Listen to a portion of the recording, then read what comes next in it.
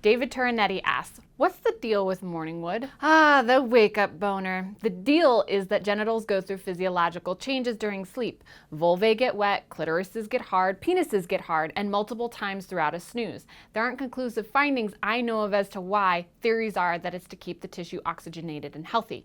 If there aren't nighttime erections, more formally known as nocturnal penile tumescence, then there could be a physiological problem, erectile dysfunction, or what I prefer to call erectile difficulty. If there is erectile difficulty during sex but not during sleep, the reason is more likely psychological rather than physiological. So morning wood could be a message from your body about your health, mental and physical. Next question from the nearly impossible to pronounce Seth Thinks Thoughts.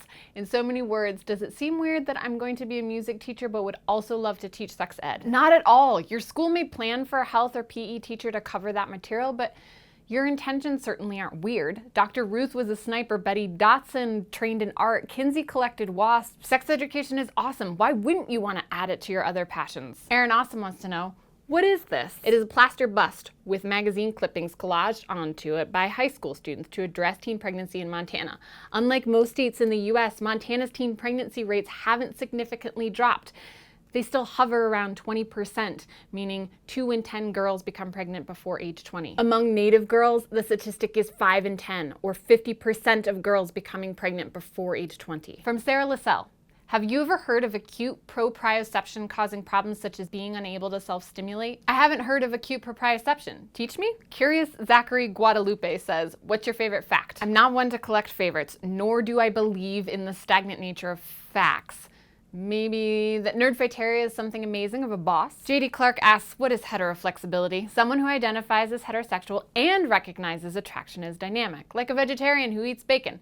I'm all kale until I smell bacon. Stephen Heath has a question. How do you open the lines of communicating on sex with someone who is very reserved on the topic? Listen.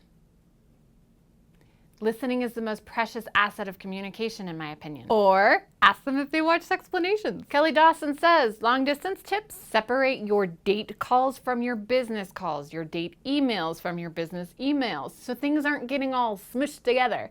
One more thing, figure out ways to fight at a distance the same way you figure out how to express your sexualities at a distance. Healthy fighting is healthy. Here's one from Kate Hilliard. How would I approach bringing toys into the bedroom after 4 years together? Look what I got!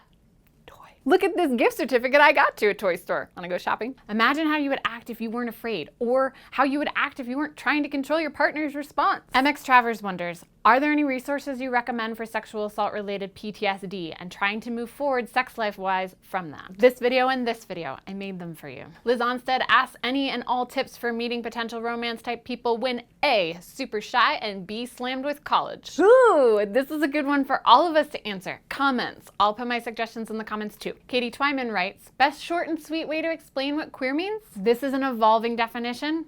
I would go with queer is a noun or adjective used to shame or celebrate those who deviate from societal norms of identity and sexuality. Again, evolving. And Larson wants me to explain the difference between climax and orgasm. What is the difference if there is one? To me, these words are synonymous in a sexual context. Outside of the sexual realm, orgasm is often used less to refer to the height of tension or anticipation. People aren't likely to say the movie's orgasm was so intense, though you could start a new trend. Last question from Veronica. Dr. Doe, do you have a P.O. box by any chance? We sure do. P.O. Box 8147, Missoula, Missoula, Montana, MT 59807. I love mail. Here are some of the cool things that we've gotten in the mail. Drawings from Morgan Elaine and this necklace.